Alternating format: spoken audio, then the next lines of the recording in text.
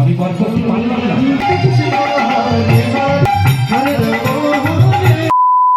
Hey everyone, welcome back to my channel. সবাই কেমন আছো? আশা করছি অনেক ভালো আছো, আর আমিও খুব ভালো আছি। তো আজকে আমি এসেছি বাবার বাড়ি। আসার ভিডিওটা তোমাদের সঙ্গে শেয়ার করতে পারিনি, কারণ আমার গোপালকে নিয়ে এসেছি আমি, তার জন্য। আর ফোন টোন বের করে ভিডিও করার মতো পরিস্থিতি ছিলাম না, তার জন্য ভিডিওটা করতে পারিনি। তো দেখো বাড়ি এসে এখানে চেঞ্জ করে নিয়েছি, তারপরে একটা নাইটি পরে নিয়েছি। আর এদিকে দেখো আমার গোপালকে নিয়ে আমার ভাইপো না বোনপু কেমন করছে দেখো।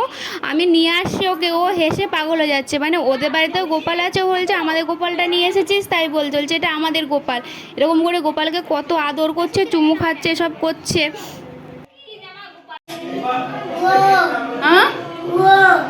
ও কি তুই ঠাকুরকে জল দিচ্ছিস?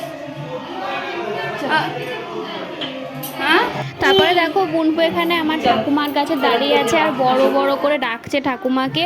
তো তারপরে আবার মানে রেডি হয়ে গেলাম, কারণ যাব মন্দিরে, কারণ লীলা হবে বিকেল 4টে থেকে। তো আমার গোপালকে আবার রেডি করে দিচ্ছি, আর গোপালকে নিয়েই যাব আমি। ওকে একবার ঘুরিয়ে নিয়ে আসবো, দিয়ে লীলাতে বসবো আমি লীলা দেখার জন্য। তো তারপরে আমি গোপালকে নিয়ে গেলাম। এখানে দেখো এখনও হরিকৃষ্ণ হচ্ছে, এই দলটার পরে রাসলীলা হবে আর কি।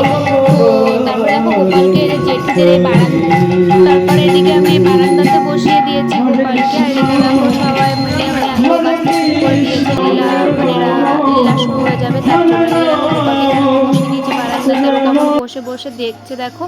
তারপরে এদিকে লীলার দল ঢুকে পড়লো, এরা ঘুরছে এখানটাতে। আর এদিকে দেখো মা, আমি, ঠাকুমা সবাই একসঙ্গে বসে আছে এখানে।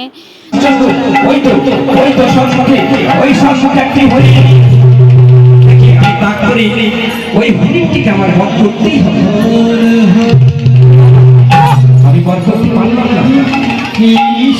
আমি আর একবার চেষ্টা করে দেখি, কিছু তো আগিয়ে দেখলে আরেকটি বলি।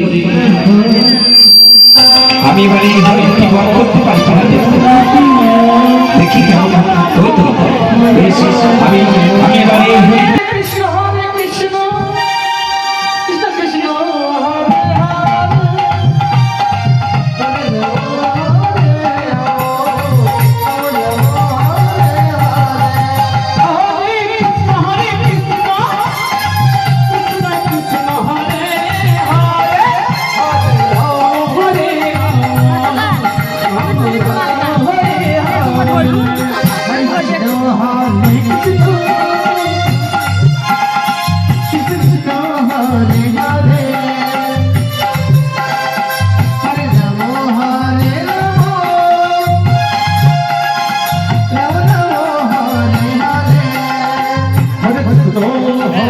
আজকে ভিডিওটা এ পর্যন্তই, আবার দেখা হচ্ছে পরের ভিডিওতে। তো আজকের মতো টাটা, বাই।